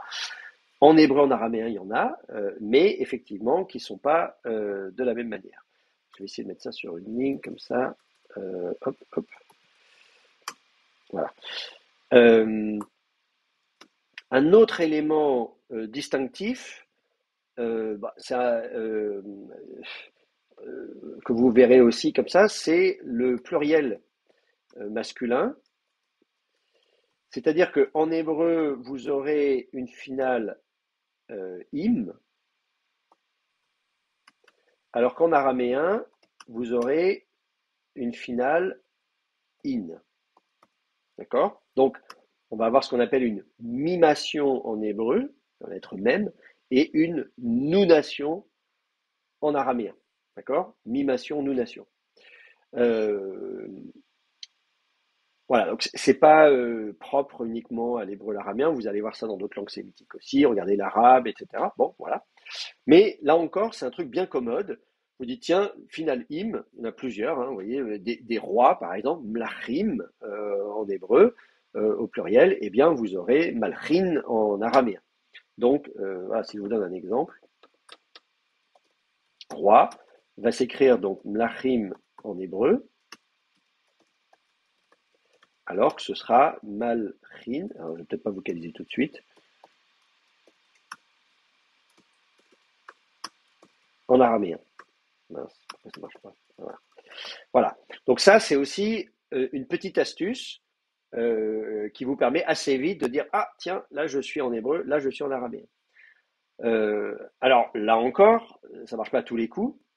Si vous faites du judéo-araméen, ce qui est notre cas, évidemment les gens qui font de l'hébreu font aussi de l'araméen. Enfin je veux dire les gens qui font de l'araméen font aussi de l'hébreu. Donc en fait vous allez avoir parfois des textes qui sont en hébreu mais on va avoir une finale in au pluriel et éventuellement l'inverse. L'inverse est quand même plus rare, je réfléchis. Ça peut arriver. Mais en tout cas, typiquement, si vous prenez en hébreu michnique, en hébreu rabbinique, même dans les phrases en hébreu, régulièrement, vous aurez une nunation, les pluriels, alors même que la langue c'est de l'hébreu, ce sera une finale in comme en araméen. Donc là, vous voyez, donc ça prête à confusion. On s'y habitue, hein, je vous rassure. Mais en tout cas, voilà. Donc normalement, ça fait partie des différences qu'on observe d'emblée, disons, entre l'hébreu et l'araméen. Voilà. Et puis, effectivement, au niveau de la vocalisation, là, il y a des différences. Euh, bon, comme on n'a que 12 heures d'araméen, je me suis dit que j'allais pas trop vous embêter avec la vocalisation. Juste, euh, euh, quelques petites astuces qui vont vous servir très vite. Euh, en hébreu, massorétique, j'entends, hein. Là, pour le coup, on fait vraiment de la vocalisation massorétique. En hébreu massorétique, euh, la, pour les formes nominales, la voyelle prétonique euh, se maintient et c'est l'antéprétonique qui tombe. D'accord. euh, En araméen, c'est le contraire. Donc, je vais reprendre mon exemple de Meller, de roi. Voilà. Le pluriel, bon, Meller, c'est un ségolais. Je ne sais pas si c'est un bon exemple, j'aurais dû prendre autre chose, mais bon, c'est pas grave. Je vais vous le vocaliser. Euh, donc, euh, d'abord, je vais vous rappeler la règle, hein. Donc, en hébreu, donc on dit l'antéprétonique tombe pour les formes nominales, et en araméen, c'est la prétonique. Donc, si je reprends l'exemple de Meller, normalement, vous avez deux A, hein. Pour les ségolais, le pluriel se construit sous une forme catale, donc vous devriez avoir ma, la, rime, pour faire simple. Bon. Sauf que, qu'est-ce qu'on va dire? La voyelle prétonique, elle se maintient. J'ai un A en syllabe ouvert que je vais écrire avec un kametz. Et l'antéprétonique, elle va tomber. Donc, tac, je vais mettre un schwa. Mlachim. Donc, c'est pour ça que vous écrivez mlachim en hébreu. D'accord? Et l'accent tombe sur la dernière syllabe. C'est la dernière syllabe qui est accentuée. En araméen, c'est pareil. C'est la dernière syllabe qui est accentuée. Euh, euh, donc, on va avoir une finale in qui va être accentuée. Sauf que je pars toujours de cette idée qu'il y a deux A primitifs. Sauf que la prétonique va tomber. Voilà, c'est la prétonique qui va tomber. Et l'antéprétonique, elle se maintient. Et donc, on va écrire malchim. Voilà. Donc, vous allez avoir mlachim en hébreu, malchin en araméen. Donc là, il y a une petite gymnastique à faire. C'est un peu difficile là, quand on arrive de l'hébreu et qu'on a effectivement l'habitude de faire tomber l'antéprétonique. Ah, là, en araméen, on est un petit peu. Voilà. Mais bon, je ne vais pas trop vous embêter avec ça. À la limite, la vocalisation, comme je vous dis, voilà, surtout qu'on n'a pas beaucoup d'heures ensemble, donc je ne vais pas trop vous embêter avec ça. Je vous le dis quand même, comme ça vous le savez. Voilà, ça vous donne un peu une idée. Ça vous expliquera, disons, voilà, pourquoi vous avez ça. Et puis, oui, quand même, euh, un autre exemple. Je vous parlais tout à l'heure du déplacement cananéen pour le allon qui devient un O. Je prends l'exemple de la forme primitive, si je compare l'arabe salam, hein, l'arabe sert souvent de modèle pour la vocalisation primitive. Donc, si vous regardez l'arabe salam, bon, sauf que le S en arabe dérive d'un shin. Donc, en hébreu, vous allez donc avoir, il faut que j'écrive en hébreu, voilà, vous allez avoir donc shin lamed mem, avec normalement un A bref primitif et un A long. Le A long, je vous dis, le A long dans les primitifs va devenir O en hébreu, c'est le fameux déplacement cananéen. Donc on va mettre un O ici, le A long devient un O, et, la prétonique, elle se maintient. Donc j'ai un A en syllabe ouverte, je vais l'écrire avec un kametz. Voilà. Donc vous allez écrire shalom. Le mot shalom, j'ai fait un cours le semestre dernier sur shalom. Alors qu'en araméen, qu'est-ce qui va se passer? Vous allez avoir, alors il faut que je me déplace là comme ça, si je vais jusque là, du coup je vais retrouver le même phénomène, j'ai mes, ah zut, pas que je fasse comme ça. Idem. Donc je repars de la même chose, de salam, et ce qui va me donner en araméen, euh,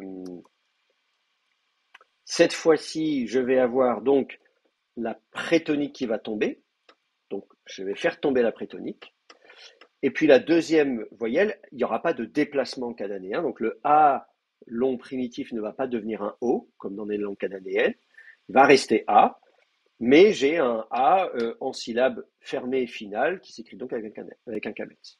Donc en araméen, ça va s'écrire shlam. Alors ce kametz, chez les massorètes, je rappelle qu'il est prononcé comme un O ouvert, shlom, quelque chose comme ça. Et vous allez voir justement en syriaque, dans certaines vocalisations du syriaque, ça va s'écrire justement une espèce de omicron. Ils ont importé les voyelles grecques comme signe diacritique en syriaque. Et donc shlom, shlom, voilà. Et ça se dit encore aujourd'hui. Donc là, typiquement, avec ça, vous voyez bien la différence entre l'hébreu où l'araméen, vous allez faire tomber la prétonique, pardon, shlam, alors qu'en hébreu, elle ne tombe pas. C'est l'antéprétonique qui tombe, donc vous aurez effectivement la rime comme ça. Donc voilà, ça vous montre un petit peu la différence principale, on va dire, les différences principales entre l'hébreu et l'araméen. Alors, je vois une question, l'emphatique, à quoi ça correspond? Alors, l'emphatique, c'est l'article défini. Voilà, je sais que voilà, Gabriel a posé la question de l'état emphatique. Je vais revenir sur les trois états, etc. Mais c'est juste défini. Voilà, c'est l'article défini. C'est de dire, c'est pas juste. Voilà, c'est par exemple Ha Meler, le roi. Eh bien, je vais dire Meler avec un A à la fin, ça va donner Malka. Malka, le roi en araméen. Mlar ou Meler en araméen, ce serait un roi. Malka, le roi. Donc il y a l'élément déictique, l'élément voilà, qui définit et postposé en araméen. Donc c'est juste ça. C'est pas spécialement emphatique. C'est juste une façon de définir le mot qu'on emploie. Bon, ben voilà. Monsieur, On Monsieur a fait un bon Langlois? tour d'horizon. Oui, des questions. Oui, on a parlé de la vocalisation des noms. Pour le verbe, c'est aussi la prétonique qui tombe. Alors, oui, alors les règles de vocalisation pour les verbes sont plus complexes. En hébreu aussi, hein, d'ailleurs, que par rapport aux noms. C'est pour ça là, je parlais des règles de vocalisation nominales. Et en araméen, vous aurez plusieurs vocalisations possibles en fonction des dialectes. Et c'est pour ça que, bon, j'en parle pas tout de suite, parce que effectivement, peut-être d'ailleurs je le mets sur le, euh, je sais pas si je l'ai mis sur mes, où est-ce que c'est que ça? Je vous ai envoyé un paradigme là. Enfin, sinon, il est sur mon site internet. Mais voyez, je vous le mets là vite fait. Vous voyez, à l'accompli, première personne du singulier, vous aurez le choix entre kitvet et ktavit. C'est-à-dire, ou bien vous gardez la voyelle, vous faites tomber la prétonique. Kitvet, c'est la dernière syllabe qui est accentuée, faites tomber la prétonique. Ou bien vous dites non, elle se maintient, mais du coup, elle prend l'accent. Donc, vous voyez, vous aurez le choix. Voilà, donc je ne veux pas trop. Et pareil pour la troisième féminin singulier, kitvat. Donc vous accentuez la dernière syllabe et vous faites tomber la prétonique, ou bien vous dites ah non non je la fais pas tomber, mais du coup je lui donne l'accent. Ktavat. Bon voilà. Donc c'est un petit peu plus complexe. On n'a pas beaucoup le temps de voir ça aujourd'hui. On regardera ça tranquillement la prochaine fois. Mon idée c'est de pouvoir assez vite rentrer dans des textes. Euh, voilà, voilà. Et je vois Gabriel qui parle, le dit qui change la manière de faire l'état construit. Ah oui, il y a un relateur en araméen, j'en ai pas encore parlé. Il y a Asher en hébreu, dit en araméen. Donc ça c'est aussi une différence dont on pourra parler sur le relateur entre l'hébreu et l'araméen. Mais ça, on le verra assez facilement quand on fera des textes. Euh, bon, très bien. Je sais pas. Bah, c'est l'heure. Je vois il est moins le quart. Donc s'il n'y a pas d'autres questions. On s'arrête là pour ce soir. Je vais tout de suite regarder dans les prochains jours, déjà ce soir ou demain, les prochaines dates, les mettre sur Moodle. Je vais mettre sur Moodle les prochaines dates comme ça. d'araméen, mais on va essayer de faire ça assez vite, comme ça on aura les séances d'araméen tout au long du semestre. Enfin, peut-être dans 2 semaines ou je sais plus. Ah non, 2 semaines c'est les vacances, mais je sais plus. Bref. Donc voilà, on aura bientôt une nouvelle date pour l'araméen. Voilà, voilà. Bah écoutez, je vous remercie d'avoir suivi le cours. Merci pour votre présence Merci. ce soir. Et puis bon travail à chacun. Donc là, vous pouvez, maintenant que vous avez compris un peu le lien entre l'hébreu et l'araméen, vous pouvez reprendre Genèse 37. Vous avez le texte en araméen. Commencez à faire les équivalences avec les mots en hébreu. Et n'hésitez pas à utiliser le CAL. Je vous ai donné la référence du dictionnaire en ligne. Ou bien sûr, si vous avez votre Raymond, là, le dictionnaire d'hébreu et d'araméen biblique, il y a beaucoup de vocabulaire. Il n'y a pas tout le vocabulaire araméen, mais il y a quand même des choses. Donc dedans, vous trouverez aussi une bonne partie du vocabulaire. Ça devrait vous permettre comme ça de faire au moins un ou deux versets. Et bien sûr, on regardera ça ensemble, donc pas de panique. Hein. Si vous n'y arrivez pas, c'est normal, je suis là pour ça. On regardera ça ensemble. Voilà. Bon travail et on se retrouve très bientôt.